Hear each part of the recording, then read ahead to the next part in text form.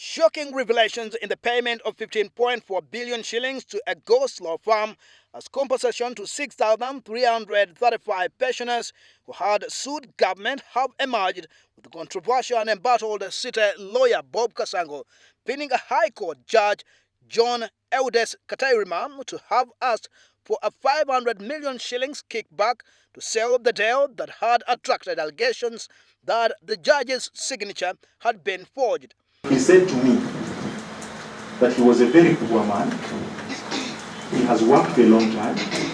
First he asked me where do I live. I said I live in Kololo. He said, you see, I make you guys money. You go buy houses in Kololo. I don't even have a house in Kampala. I'm a very poor man. I've worked with integrity for all this while. I make for you money. Now my name is going to be brought into this thing when I didn't get a single cent from it. The judge then said something that shocked me out of my skin. He asked me for 500 million shillings and gave me 4 days within which to deliver it, or else he was going to take action.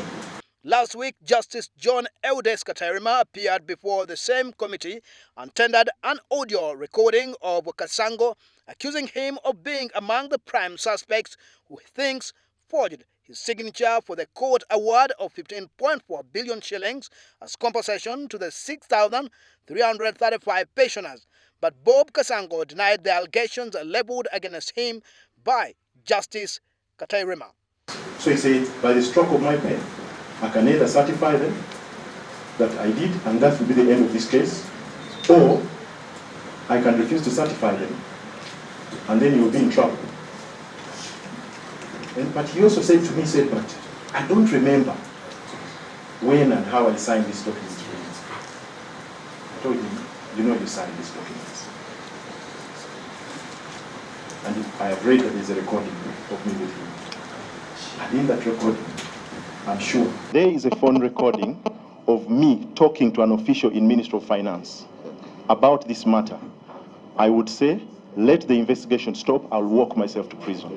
If there's a recording of me talking to an official from the Ministry of Finance about this subject, I would ask this committee not to waste taxpayers' money, stop the investigation, I will walk myself to prison. Okay. Kasango was also quizzed on how he arrived at the 30% commission, which is 7.4 billion shillings, with the interdicted principal accountant of public service, Obey, and the permanent secretary, Jimmy Ramafa.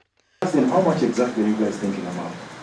They said, to cover everybody we'll need 30%. I said, 30%? But in the meeting with them, they seemed very shifty. And I said, okay, let me consult. I'm not alone in this transaction.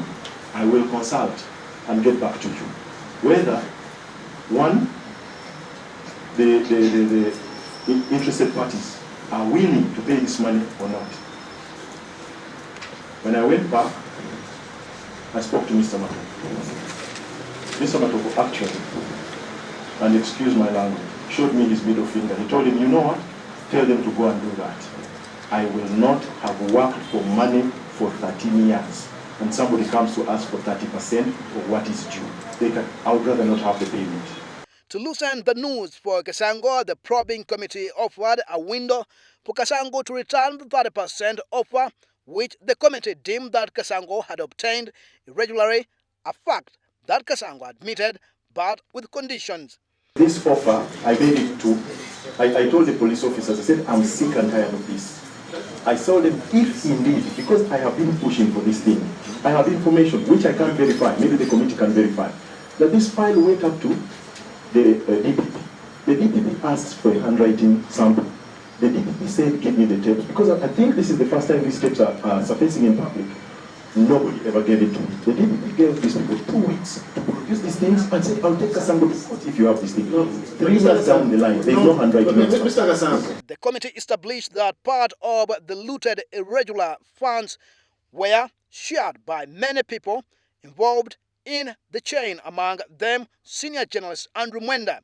However, in his response to the committee, Kasango denied Mwenda having been a beneficiary of the 7.4 billion shillings electronic money transfers print out from Bob Kasango's bank account to different people obtained by the Public Accounts Committee of Parliament indicated that Bob Kasango had wired 100 million shillings onto Andrew Mwenda's bank account.